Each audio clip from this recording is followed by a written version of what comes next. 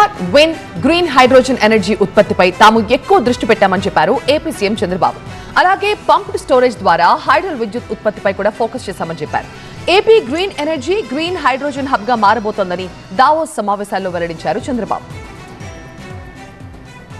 Davos లో జరుగుతున్న world economic forum సదస్సులో సీఎం చంద్రబాబు పలు కంపెనీల యజమానులతో రెండో రోజు వరుస సమావేశాలు నిర్వహించారు. 15కు పైగా సమావేశాల్లో వివిధ సంస్థల ప్రతినిధులతో భేటీ అయ్యారాయన.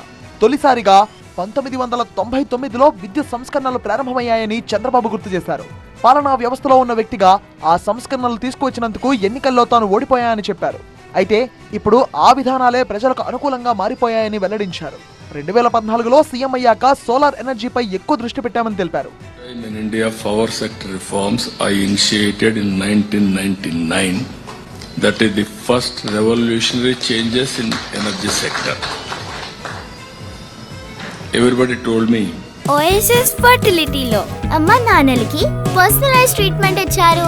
In the good hands of science. Mummy daddy అవ్వాలంటే ఓఎస్ఎస్ కి కాల్ చేయండి. If you do this, you will have a problem politically. But bold I have done.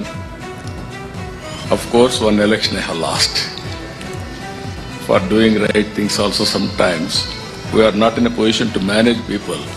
We'll have that. Solar, wind, green hydrogen ఉత్పత్తిపై ఎక్కువగా focus చేస్తున్నామని చంద్రబాబు తెలిపారు.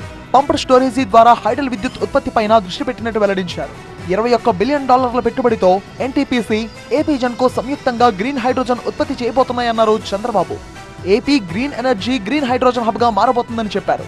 ఏపీలో విద్యుత్ ఉత్పాదనకు మంచి అవకాశాలున్నాయని, సుదీర్ఘమైన తీర ప్రాంతం, రవాణాకు అందుబాటులో పోర్టులు ఉన్నాయని ఇన్వెస్టర్లకు వివరించారు.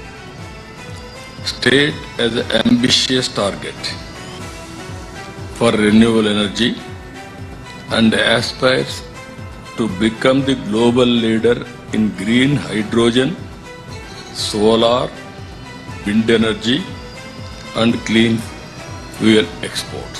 ఈవీ వాహనాల ఉత్పత్తి చేసేందుకు ఏపీ ప్రోత్సాహకాలు అందిస్తుందని చంద్రబాబు తెలిపారు. ఏపీలో ఆర్గానిక్ వ్యవసాయంపై కూడా దృష్టి పెట్టామన్నారు. గ్లోబల్ కమ్యూనిటీ కోసం ఏపీ ఒక మంచి మోడల్ అవుతుందన్నారు చంద్రబాబు.